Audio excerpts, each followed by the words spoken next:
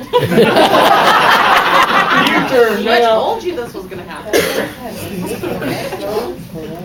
I've spent the last month and a half working on that shirt, and as CP can tell you, this was hair tearing matters. That's a wig, actually. So. I used to have hair down to here.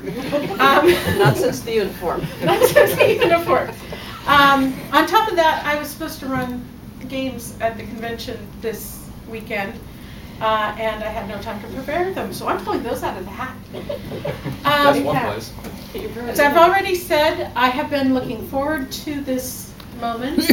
I am also very proud of what this collection of friends who at one point had no idea each other existed have done in coming together. Each one of you have supported Brian and I despite this absolute insanity of not only deciding to launch our own chapter of Starfleet, but without doing it without ever seeing a chapter in running. It was Star Trek, and the first thing I saw outside of that, despite my good fandom, was you guys work with charities. I've always wanted a really good excuse to work with charities. I don't know why I needed it, but I wanted it. So that was what got me all gung-ho, that and the costumes. Little did I know what was going to happen. We had some shaky times at first, but it was just a very minor shake. And the group is still growing. We're still trying to, ring in a few friends, and we keep going, are sure you want to, come on, we have cookies. Yes, we do. And milk. What's more is we have our red shirts versus death competition. Yes. So far, red shirts are winning fairly. But that's only after one bowling session. We still have to hit the links, the mini links. I have been a little worried about my captain, my husband, as he doesn't have much more hair to tear out. So yeah, we all worry about the captain. And he has been doing everything he can to be supportive of these people. And in addition to the fact that he lost his job last year and has been job hunting ever since, doing his darndest to do that. But in the meantime, he's just blowing away records at there are classes at Starfleet Academy, enjoying that.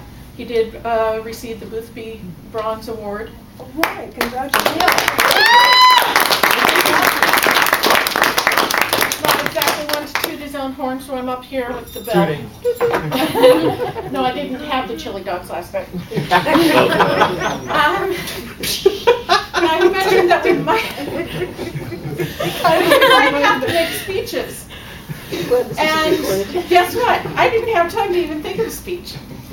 So I just want to say that in addition to this group of old friends that we have gathered in a new group, I am so happy to see a bunch of friends from outside of the chapter here to honor us, and extremely proud to be able to partially host you guests from the other ships in the region, because we're just so overwhelmed to be a part of this great thing.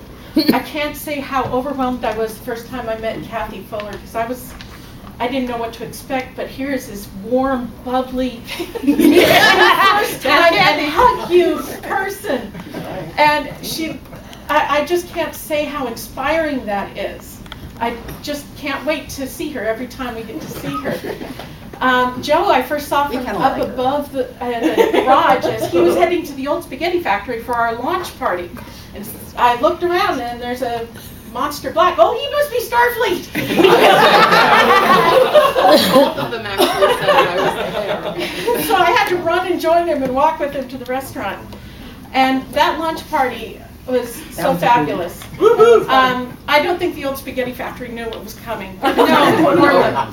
Do you hear the silence when I was reading those launch orders? Yeah, because they put us in a small room, but they didn't leave us alone. They put other people in. So other people sitting there with their menus going. And I'm pleased to say that at least one of the people who was just a guest that night later joined our crew. Yay! And of course, we've also since had Alan join us, and we look forward to this summer when Alan goes up into the Alaska cruise ships and reports from a field. So if anyone wants to go on, too. That's an away. That's an away mission. yes, he's going to be on a long-term away mission. And in the meantime, just everything that everyone of this crew brings to it, everything from sheer talent, stubbornness, craziness,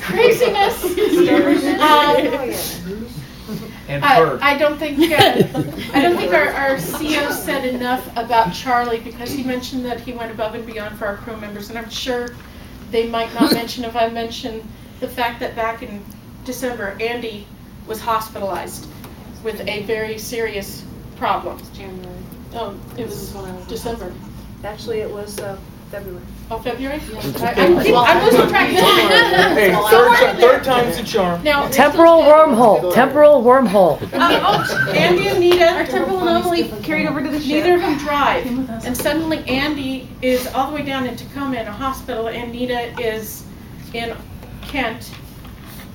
And immediately, without hesitation, Charlie stepped up and made sure she could get to the hospital. And not only that, he made sure she ate.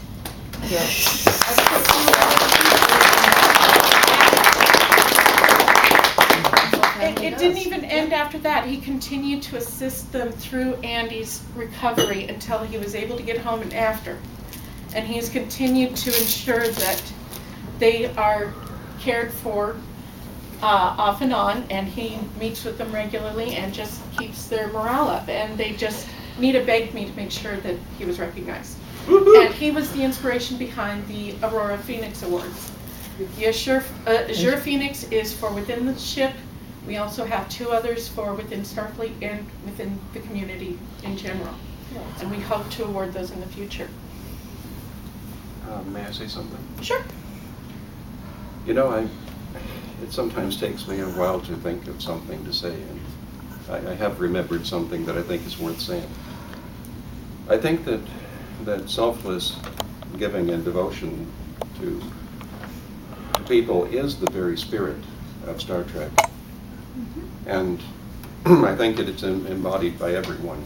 And I read something one time that was written by C.S. Lewis that I thought put it into words very well, so well that I committed it to memory. He said, "We don't do these things for what we get. We do them for what we become."